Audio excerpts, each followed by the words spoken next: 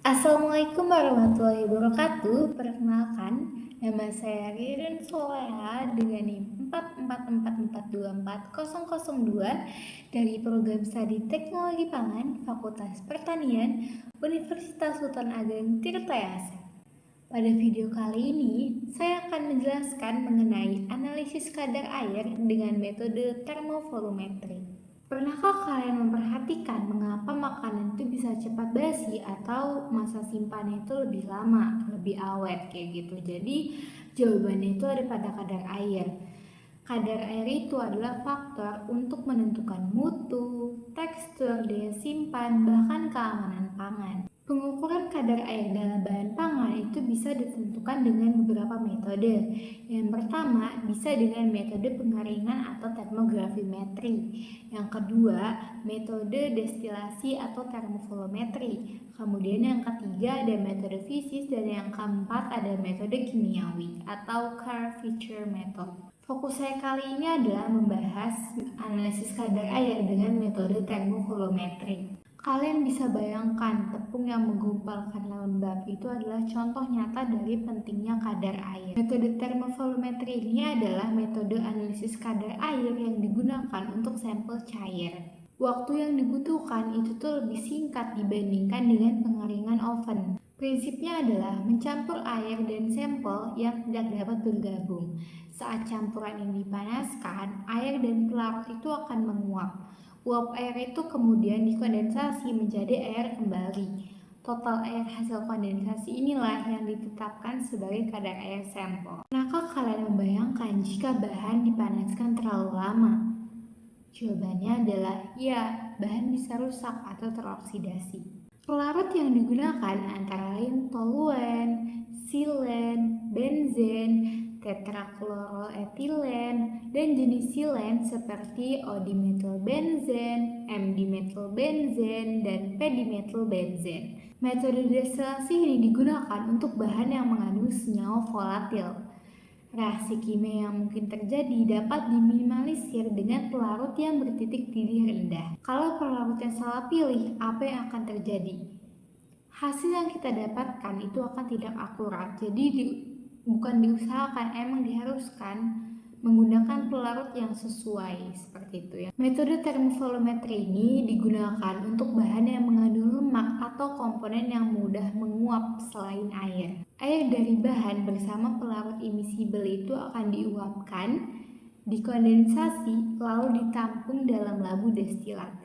Jumlah air ditentukan dengan membaca meniskus. Tentuan kadar air adalah jumlah volume air hasil destilasi yang dibaca pada labu destilat, bukan karena kehilangan berat. Selanjutnya adalah rumus untuk menghitung kadar air. Berikut ini adalah rumus untuk perhitungan kadar air, yaitu kadar air sama dengan Vs dibagi Ws dikali faktor destilasi dikali 100%. Keterangannya yaitu Ws adalah berat sampel dalam satuan gram, Vs adalah volume air yang didestilasi dari sampel dalam satuan mili, dan Fd adalah faktor destilasi. Selanjutnya adalah faktor destilasi dapat dihitung dengan rumus berikut ini. Faktor destilasi Fd sama dengan W dibagi V. Keterangannya yaitu W adalah berat air yang akan didestilasi dalam satuan gram. Lalu, V adalah berat air yang terdestilasi dalam satuan mili. Kemudian, Fd adalah faktor destilasi dalam satuan gram per mili. Metode termovolumetri ini mempunyai kelebihan dan kelemahan.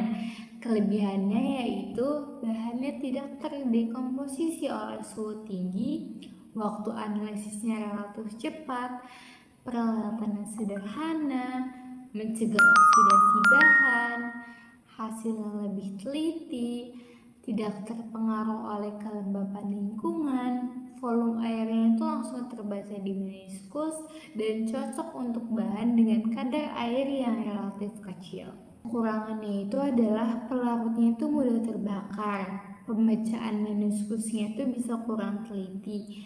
Senyawa volatil lain seperti alkohol atau gliserol itu tuh bisa ikut menguap. Dan kebersihan alatnya itu sangat mempengaruhi dari hasil akurasinya.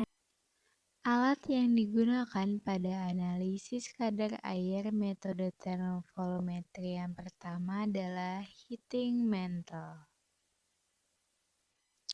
Neraca analitik, lalu satu set alat ekstraksi yaitu kondensor, labu destilasi, gelas ukur, dan rubber tubing. Selanjutnya, bahan yang digunakan yaitu pelarut toluen, sampel, dan air dingin. Prosedur dari metode termovolumetri ini yang pertama adalah kita timbang dulu sampel halus sebanyak 5 gram dan dimasukkan ke dalam labu destilasi yang kering dan bersih. Selanjutnya kita tambahkan 75-100 ml toluen atau pelarut imisibel lain ke dalam labu didih yang telah dihubungkan dengan kondensor dan alat destilasi. Selanjutnya, kita alirkan air pendingin dalam kondensor dan panaskan labu beserta isinya. Lalu, destilasi sampai semua air yang terkandung dalam sampel ini tertampung. Selanjutnya, hentikan proses destilasi ketika air dalam penampung ini tidak bertambah lagi gitu, kurang lebih selama 2 jam. Lalu kita baca volume air yang tertampung. Selanjutnya kita hitung kadar air.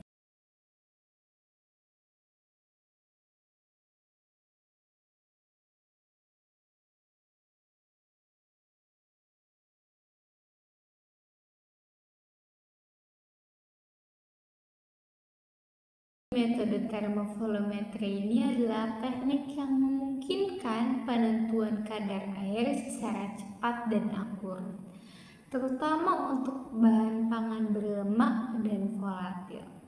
Dengan memahami prinsip, pelarut, rumus, kelebihan, kekurangan, dan juga prosedurnya, kita bisa memilih metode analisis yang sesuai. Analisis kadar air itu bukan hanya soal angka, tapi juga menentukan mutu, daya simpan, dan juga keamanan pangan. Terima kasih sudah menonton. Wassalamualaikum warahmatullahi wabarakatuh.